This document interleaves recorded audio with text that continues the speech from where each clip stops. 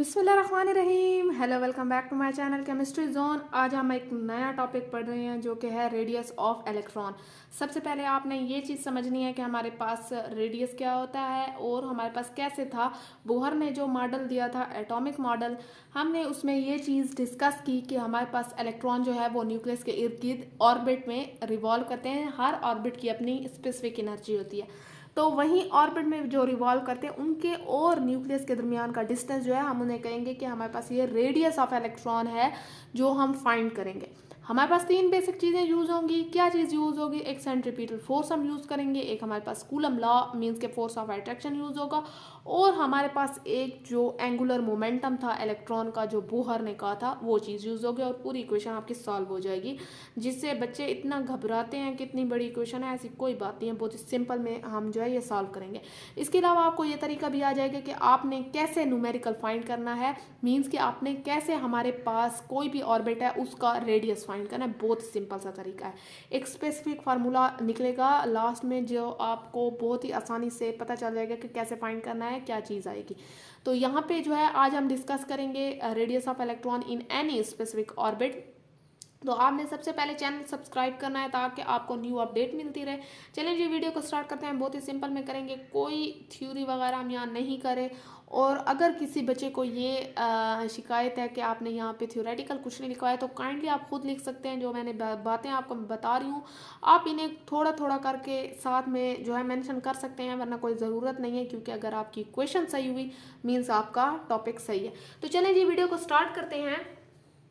सबसे पहले आपने क्या चीज़ समझनी है कि आपने ये चीज़ समझनी है, अगर कोई बच्चा जो है वो ये कहता है कि हमारे पास थोड़ा सा थ्योरेटिकल पहले स्टार्ट आना चाहिए, तो आप ये लिख सकते हैं कि हमारे पास कोई भी इलेक्ट्रॉन है वो कंसीडर करें that has the charge of E. मैं यहाँ पे भी ये बता सकती हूँ कि आपके पास लेट सपोज कोई भी इलेक्ट्रॉन है जिसका हम क्या कर रहे हैं, जिसका हम चार्ज ले रहे हैं ई, ठीक है। अब उसके जो हमारे पास प्रोटॉन पे चार्ज है हम उसे कह रहे हैं वो जेड ई है। इलेक्ट्रॉन पे चार्ज हमारे पास ई नेगेटिव आ जाएगा, ठीक है यहाँ पे।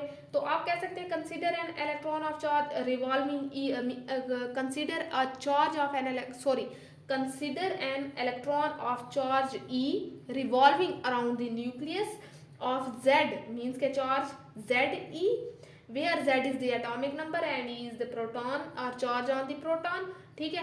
तो हमारे पास this is the electron, charge of electron with the mass of electron m, जिसे हम m से रिप्रेजेंट कर रहे हैं। या आप साथ में ये भी लिख सकते हैं जिसका रेडियस जो है इलेक्ट्रॉन का वो r से रिप्रेजेंट होगा हम, और हमारे पास जो वेलोसिटी यहाँ होगी वो v से रिप्रेजेंट होगी। बहुत सिंपल सी चीज़ है, मुझे नहीं लगता इनकी ज़रूरत है, तो ये आप लोग लिख सकते हैं, ठीक है। कि हमारे पास कोई भी चार्ज है वो रिवॉल्व कर रहा है न्यूक्लियस के इर्द गिर्द, मैंने उस चार्ज को ई का नाम दे दिया है, उसमें हमारे पास जो इलेक्ट्रॉन है उसे मैंने इसका दिया है, उस इलेक्ट्रॉन रिवॉल्व कर रहा है उसका मास ये है, उसका रेडियस ये है, उसकी वेलोसिटी ये है, ये सारी चीज़ें। तो यहाँ पे जो है आपने यहाँ पे ये चीज़ें लिख लेनी है। बाकी इसके अलावा एक और चीज़ समझें जो बेसिक चीज़ है वो ये कि आप ने एक डायग्राम बनाना है। वो ये चीज़ है कि आपने ये पे हमारे पास हो गया न्यूक्लियस, आपको पता है न्यूक्लियस पे क्या चार्ज आता है, वो पॉजिटिव आता है। इसके इर्द गिर्द होता है हमारे पास क्या चीज़, ऑर्बिट। ऑर्बिट और न्यूक्लियस के दरमियान का जो फासला है हम उसे क्या चीज़ कहेंगे, हम इस फासले को रेडियस कहेंगे, ठीक है। अब हमारे पास जो है इस न्यूक्लियस पे जेड ई पॉजिटिव का है और इस इलेक्ट्रॉन पे ई नेगेटिव का है, और ये जो है ये क्या आ गया है, रेडियस आ गया है।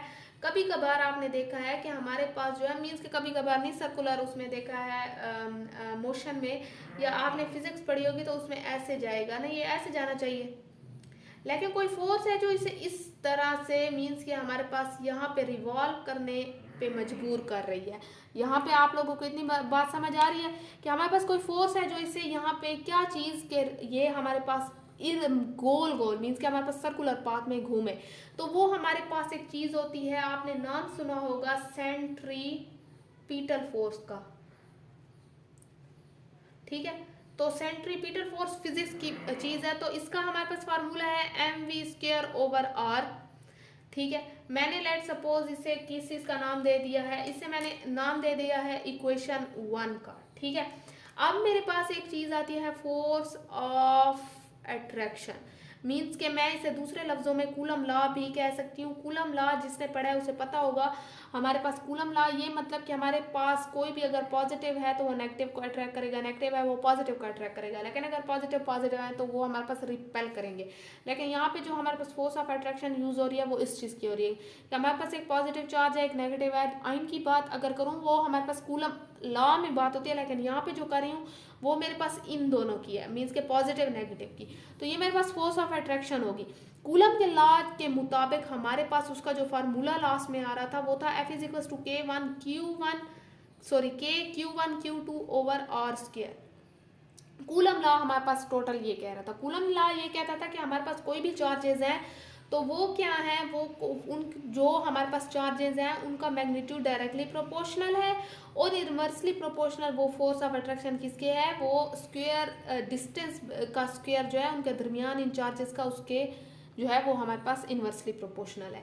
मीन्स के आप लोग अगर सिंपल में लिखें तो आप ऐसे भी लिख सकते हैं। ये सिर्फ आपको समझाने की चीज़ें हैं। ये वाली चीज़ जब ये हमारे पास हटेगा तो ये हमारे पास के प्रोपोर्शनैलिटी साइन आएगा। यहाँ तक बात क्लियर है।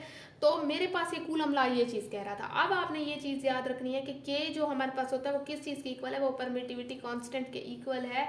वो है 1/4 पाई एप्सिलॉन नॉट के इक्वल है, जिसे हम कहते हैं कि हमारे पास ये परमिटिविटी कांस्टेंट है, ठीक है, या vacuum constant, permittivity vacuum constant, ठीक है। यहाँ तक बात क्लियर है। अब मैं यहाँ पे क्या करना है कि आपने ये के वाली वैल्यू इसमें पुट कर दें ताकि हमारे पास फाइनल इक्वेशन आ जाए 4 एप्सिलॉन नॉट 1 को अगर करेंगे तो वही बात है क्यू, और हमारे पास ये मेरे पास कौन सी हो गई है, ये मेरे पास हो गई है इक्वेशन 2। मैंने दो चीज़ें यूज़ कर ली, ठीक है। मैंने तीसरी चीज़ अभी यूज़ करनी है, मैंने वो फिलहाल यहाँ पे यूज़ नहीं की।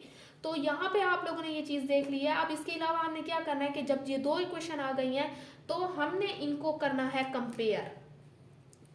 क्या करना है, कंपेयर इक्वेशन 1 एंड इक्वेशन 2, ठीक है।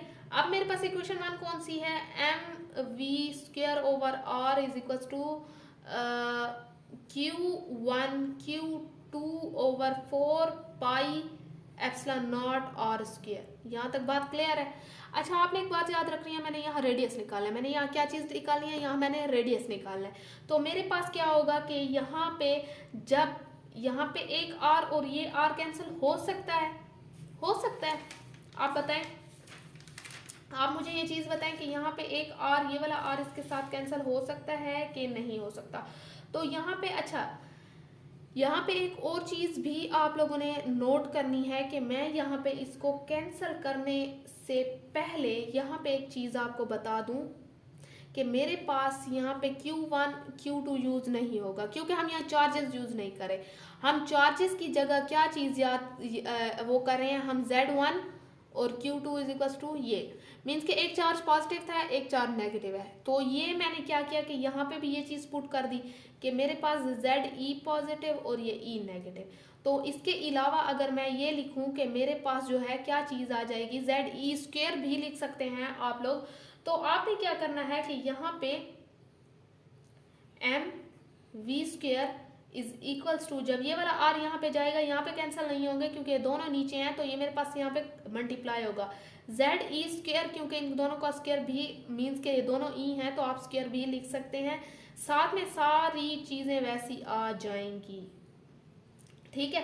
अब जब ये सारी चीज़ें यहाँ पे सेम आ गई हैं, अब कैंसिल हो सकता है क्योंकि एक ऊपर है एक नीचे है, ठीक है। तो mv² is equals to ZE² divided by 4 pi epsilon naught, और सिर्फ एक r बच गया। अब फिर से हमने रेडियस लेना है। जब ये पूरी चीज़ें यहाँ पे आएंगी तो मेरे पास यहाँ पे क्या आएगा, मीन्स कि अगर मैं इसको यहाँ पे लाना चाहूँ तो मेरे पास mv² यहाँ पे आएगा। बहुत ही सिंपल सी बात है, हमारे पास रिवर्स होंगे। तो मेरे पास r अगर यहाँ पे आता है तो ZE² over 4 pi epsilon naught और mv²। यहाँ पे एक और बात आपने याद रखनी है कि मैंने इस v की वैल्यू निकालनी है, फिर इस v की वैल्यू निकाल के इसमें पुट करनी है। यहाँ पे बात क्लियर है। अब मैंने इस इक्वेशन 3 का नाम दे दिया, ठीक है, क्योंकि मैं जब वैल्यू निकालूंगी तो इस इक्वेशन 3 में पुट करूंगी, ठीक है। अब आपने यहाँ पे ये चीज़ देखनी है कि यहाँ पे ये आ गई है। यहाँ पे वो कहते हैं कि अगर मैं देखूँ टू बोहर मॉडल। ठीक है, बोहर मॉडल। अब बोहर मॉडल कहता था कि किसी भी इलेक्ट्रॉन का अगर मैं एंगुलर मोमेंटम देखती हूँ तो वो मेरे पास किस चीज़ के इक्वल है। एंगुलर मोमेंटम जो है हमारे पास यही बात है कि ये देखें, ये जो हमारे पास घूम रहा है यहाँ पे, तो बोहर ने ये कहा था किसी भी इलेक्ट्रॉन का जो रिवॉल्व कर रहा है न्यूक्लियस के इर्द गिर्द, उसका एंगुलर मोमेंटम, ये चीज़ है एंगुलर मोमेंटम, किस चीज़ के इक्वल है, प्लैंक कांस्टेंट डिवाइडेड बाय 2 पाई। ठीक है, तो बोहर ने यही चीज़ कही थी कि कोई भी इलेक्ट्रॉन का एंगुलर मोमेंटम एक प्लैंक कांस्टेंट डिवाइडेड बाय 2 पाई के इक्वल है। तो बस यही मैंने चीज़ लिख ली है कि हमारे पास जो एंगुलर मोमेंटम है इलेक्ट्रॉन का, आप ये लोग ये थ्योरेटिकल भी लिख सकते हैं, तो दो चीज़ों के इक्वल है, मीन्स कि हमारे पास एक एन तो मेरे पास वेरिएबल है, ठीक है, तो प्लैंक कांस्टेंट डिवाइडेड बाय 2 पाई। अब यहाँ पे एक चीज़ देखिए कि मेरे पास जो है यहाँ पे ये वैल्यू आ गई, लेकिन यहाँ पे स्क्वायर आ रहा है, तो ऑटोमेटिकली मुझे इसका भी स्क्वायर लेना पड़ेगा। लेकिन यहाँ पे ना आपने यहाँ पे पहले तो आपने v यहाँ पे आ जाएगा एन एच ओवर 2 पाई m r। अब स्क्वायर लें क्योंकि यहाँ पे वेलोसिटी का स्क्वायर है, तो मेरे पास ये v square n square h square 4 हमारे पास pi square m square r square. ठीक है, m स्क्वायर r स्क्वायर। यहाँ तक बात क्लियर है। अब यहाँ पे ये जब वैल्यू आ गई है तो मेरे पास ये वैल्यू कौन सी हो जाएगी, ये फाइनल है तो ये 4 है। अब कहें कि पुट इक्वेशन 4, किस चीज़ की वैल्यू है, वी स्क्वायर की है ना, तो 4 इन इक्वेशन 3। इक्वेशन 3 हमारे पास क्या है कि r is equals to Z E square over 4 pi epsilon naught m, और साथ में जो ये किस चीज़ की वैल्यू है, N square H square 4 pi square m square r square, तो ये वाली चीज़ आ गई है। ठीक है, अब आपने ना एक चीज़ ये भी याद रखनी है कि यहाँ पे क्या चीज़ होगी, ये नीचे है और ये यहाँ पे है, तो ये एक r इसके साथ कैंसिल हो सकता है। इतनी बात समझ आ गई है। फिर भी एक r यहाँ पे बच जाएगा हमारे पास, तो आपने क्या करना है कि यहाँ पे किस चीज़ के इक्वल आ जाएगा, जेड ई स्क्वायर ओवर, अच्छा यहाँ पे ना एक मिनट थोड़ा सा नीचे करके लिखते हैं, हाँ जेड स्क्वायर, जब ये वाली चीज़ है तो ऑटोमेटिकली ये यहाँ जाएगी 4 पाई स्क्वायर m स्क्वायर और सिर्फ r है। ठीक है, r बच गया, साथ में यहाँ नीचे क्या बच गया, m ई स्क्वायर m और ये n स्क्वायर h स्क्वायर। बहुत ही सिंपल सी बात है, कट हो सकते हैं, ये चीज़ें कट हो सकती हैं, एक इसके साथ हो गया बस, और तो कुछ नहीं हो रहा।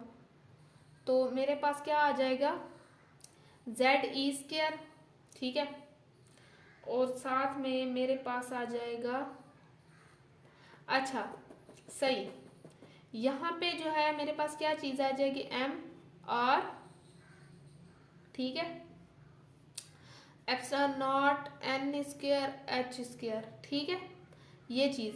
अब फिर से एक बात है, हमने निकालनी क्या चीज़ है, रेडियस। तो ये आर है, अगर मैं इस आर को यहाँ पे ऐसे ही रखूँ और बाकी सारी टर्म जब इस साइड पे आएगी तो उल्टा होगी, रिवर्स होगी, तो मेरे पास क्या आएगा, E nought N square H square over Z, means के मैं ये यहाँ पे लिख देती हूँ आप लोगों को ताकि आपको नज़र आप लोगों को सही आए। तो मेरे पास जब यहाँ पे आप लोगों ने एक चीज़ याद रखनी है कि मेरे पास जब यहाँ पे r इस साइड पे बच जाएगा तो ऑटोमेटिकली मेरे पास यहाँ पे टर्म रिवर्स हो जाएगी, एन स्क्वायर एच स्क्वायर साथ में जेड ई स्क्वायर और एम आर, सॉरी r तो यहाँ चला गया। ठीक है, तो मेरे पास ये सिंपल में अगर मैं ऐसे भी लिखूँ तो मेरे पास ऐसे आ सकती है। ठीक है, Z E square over M. यहाँ पे आप लोगों ने ये चीज़ जो है ये देख ली है। अच्छा, फिर इसके बाद हमारे पास जो है क्या चीज़ है, और ये अच्छा यहाँ पे एक पाई आएगा, ठीक है, एक मैंने यहाँ पे मिस कर दिया, आप लोग यहाँ पे लिख लें ताकि आप लोगों को यहाँ पे कोई प्रॉब्लम ना हो। ठीक है, तो एक चीज़ हमारे पास ये आ गई है। अब आपने एक चीज़ याद रखनी है कि मेरे पास जो है N naught H square Z E square M मैंने अलग कर दिया और एन को अलग कर दिया, दीज ऑल आर कॉन्स्टेंट्स। ठीक है, and this is only thing that is variable, means के हमारे पास क्या है कि ये चेंज हो सकते हैं, n इज इक्वल टू 1 हो सकता है, 2 हो सकता है, अप टू सो ऑन हो सकता है, इनकी वैल्यू कांस्टेंट है, चेंज नहीं होगी, इनकी अपनी स्पेसिफिक वैल्यूज हैं। ठीक है, अब आपने एक और चीज़ याद रखनी है कि मेरे पास जब कांस्टेंट को हटाओ तो मेरे पास प्रोपोर्शनैलिटी साइन आता है जो कि इस चीज़ के इक्वल है। फाइनल इक्वेशन आ गई है, 3 चीज़ें यूज़ की हमारे पास आ गई। तो ये हमारे पास फाइनल इक्वेशन आ रही है, वो ये कह रही है कि हमारे पास किसी भी चीज़ का रेडियस है, ऑर्बिट का रेडियस है, वो डायरेक्टली प्रोपोर्शनल है किस चीज़ के, मीन्स के हमारे पास रेडियस जो है वो ऑर्बिट के डिस्टेंस के, मीन्स के हमारे पास जितना ज़्यादा ऑर्बिट दूर होगा, हायर होगा, वो उसका रेडियस उतना ज़्यादा होगा, जितना करीब होगा उसका रेडियस उतना कम होगा। तो हमें इस रिलेशन से ये चीज़ पता चल रही है। अब आपने एक चीज़ याद रखनी है कि हमने ये पूरी इन चीज़ों की, मैंने यहाँ पे आपको एक चीज़ बतानी है कि यहाँ पे आप लोगों ने क्या करना है कि मेरे पास ये तो आ गई है इक्वेशन, आपने क्या कौन सी इक्वेशन 5 ये हो गई है, और हमारे पास इक्वेशन 4 जो है वो कौन सी है, 4 मैंने यहाँ पे लिखी है, 4 ये है, 5 है। तो ई का हमारे पास कितनी वैल्यू है, मीन्स के ई नॉट, एप्सिलॉन नॉट की वैल्यू हमारे पास, एप्सिलॉन नॉट की वैल्यू जो है वो क्या चीज़ है, वो है 8.84 मल्टीप्लाई 10⁻⁻12 कूलम स्क्वायर हमारे पास पर जाउल और पर मीटर। ठीक है, अब मेरे पास h की वैल्यू क्या है, h की है 6.626 मल्टीप्लाई 10⁻⁻34 जाउल सेकेंड। मेरे पास इलेक्ट्रॉन एक किस चीज़ के इक्वल है, 1.6002 मल्टीप्लाई 10⁻⁻19 कूलम। मेरे पास एक मास जो है वो है 1.095 मल्टीप्लाई 10⁻⁻11 kg। यहाँ पे ये चीज़ें, अब जब मैंने ये चीज़ें पूरी इसमें पुट की, किस चीज़ में पुट की, मैंने यहाँ पे इस रिलेशन में पुट की, तो मेरे पास क्या चीज़ आ रही है, मैं आपको ये पुट भी करके दिखा सकती हूँ। यहाँ पे क्या चीज़ है कि ये होगा 8.84 मल्टीप्लाई 10⁻⁻12 कूलम स्क्वायर, ये मेरे पास होगा ये, साथ में और क्या चीज़ है, प्लैंक कांस्टेंट पे हमारे पास ये आ रहा है, तो इसकी वैल्यू पे हमारे पास स्क्वायर आएगा 6.626 मल्टीप्लाई 10⁻⁻34 जॉल सेकंड, और मीन्स के इन दोनों जो है ये यूनिट, इन पे भी स्क्वायर आएगा।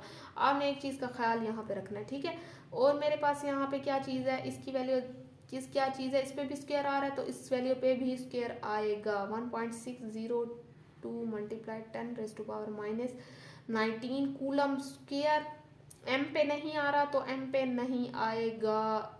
ठीक है, मल्टीप्लाई 10⁻⁻11 kg। अब यहाँ पे मैं आपको यूनिट कट करके नहीं बता रही, सिर्फ मैं वो बताऊंगी, ये नहीं कहा कि नहीं बताऊंगी, लेकिन यहाँ पे सिर्फ फाइनल आंसर बता रही हूँ इस कैलकुलेशन का, जो कि मेरे पास आ रहा है 5.29 मल्टीप्लाई 10⁻⁻10 मीटर। ठीक है, यहाँ पे बात क्लियर हो गई है।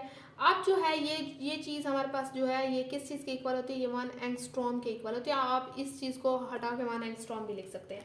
यहाँ पे सिर्फ मेरा मतलब आपको ये था कि मैंने इसे वैल्यू पुट करके बताई है। अब मैं यहाँ पे दोबारा से आपको ये चीज़ समझाती हूँ कि इनके यूनिट्स में मीटर कैसे आया। ठीक है, यहाँ पे मैं ये चीज़ रेस कर देती हूँ। तो आपने एक चीज़ यहाँ पे देखनी है कि मेरे पास जो है पहले सबसे पहले क्या आया है यूनिट्स में, मेरे पास आया कूलम स्क्वायर, ये पर जाउल पर मीटर। हमारे पास यहाँ पे आपने याद रखना है कि मेरे पास इस वैल्यू में हमारे पास स्क्वायर आया है, तो मेरे पास ये जाउल स्क्वायर और सेकंड स्क्वायर। ठीक है, अब आपने ये चीज़ देख ली है। इसके अलावा नीचे क्या आ रहा है, इस पे स्क्वायर है तो हमारे पास कूलम स्क्वायर, साथ में सिर्फ केजी। अब कटिंग कैसे होगी, एक कूलम इसके साथ हो सकता है, ये वाला एक इसके साथ, यहाँ एक बच जाएगा, बाकी चीज़ें कट नहीं हो रही। मेरे पास बच गया है 1 मीटर, एक जॉउल, एक सेकंड स्क्वायर और एक केजी।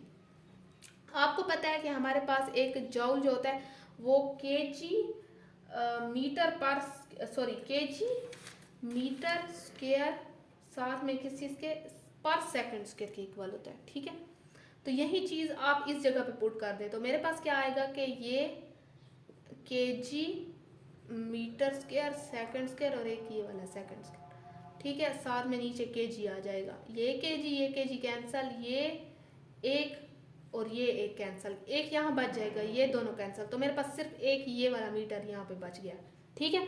तो ये मेरे पास मीटर आ गया है। तो ये सिंपल मेरे पास जो पहले मीटर आया था ये वो वाला है। अब आपने एक और चीज़ समझनी है। एक और चीज़ समझने के लिए आपको मैंने ये चीज़ बता दी है, ठीक है। मीन्स के मैंने ये भी आपको मीटर वगैरह सारी चीज़ें बता दी हैं। अब आपने ये कहा है कि हमारे पास जो है क्या वैल्यू आ रही थी, वैल्यू ये वाली आ रही थी कि मेरे पास 0.529 मल्टीप्लाई 10⁻⁻10 मीटर।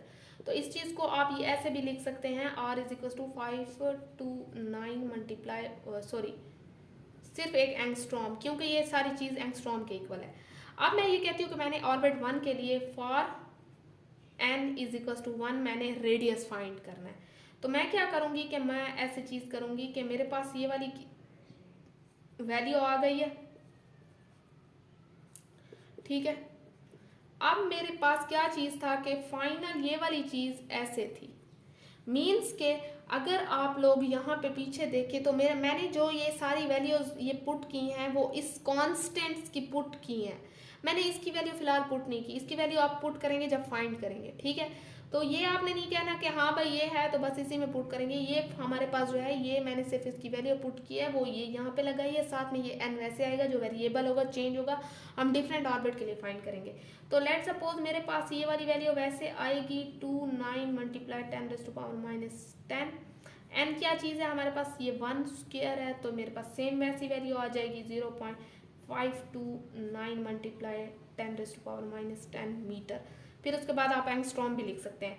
अब मेरे पास जो है वो क्या चीज़ होगी कि मैं अगर लेट सपोज यहाँ पे लिखती हूँ कि मेरे पास n इज इक्वल टू 2 है सेकेंड ऑर्बिट के लिए, तो मेरे पास यहाँ पे क्या आएगा कि मैं यहाँ पे 2 लिखूंगी n, और मेरे पास जो वैल्यू आएगी मीन्स कि आप कैलकुलेट कर लेंगे आप, तो मेरे पास सेकंड के लिए क्या चीज़ आएगी वो 2.11 एंगस्ट्रॉम आएगी। अब अगर मैं n इज इक्वल टू 3 करती हूँ तो ये सारी चीज़ें मेरे पास ऐसे पुट होंगी, और यहाँ पे मैं 3 स्क्वायर करूँगी जिसकी वैल्यू मेरे पास आएगी 4.7 एंगस्ट्रॉम। और फिर फोर्थ के लिए मेरे पास आती है 8.4 एंगस्ट्रॉम। तो इसी तरीके से आप लोग क्या कर सकते हैं, फाइंड कर सकते हैं वैल्यू डिफरेंट ऑर्बिट वगैरह की। तो आपको यूनिट की भी समझ आ गई है, होप सो आपको कांस्टेंट वगैरह कैसे पुट करने हैं, 3 चीज़ों के बेस पे हमने ये सारी क्वेश्चन निकाल लिया। बहुत ही सिंपल सी थी, मुझे नहीं लगता आपको कोई इसमें प्रॉब्लम होनी चाहिए। तो आपको कोई भी अगर डाउट है आप मेरे चैनल में जो है नीचे कमेंट सेक्शन में बता सकते हैं मुझे, ताकि मैं आपको दोबारा से कोई चीज़ समझ नहीं है वो समझा सकूँ। अगली वीडियो में मिलते हैं इंशाल्लाह। अगली वीडियो में हम एनर्जी फाइंड करने की कोशिश करेंगे, हम एनर्जी की जो इक्वेशन आ रही है वो देखेंगे।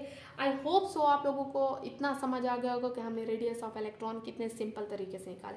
तो चलें जी अगली वीडियो में मिलते हैं, वेट कीजिएगा, तब तक चैनल को सब्सक्राइब करें और मेरे साथ कनेक्ट रहें। अल्लाह हाफिज़।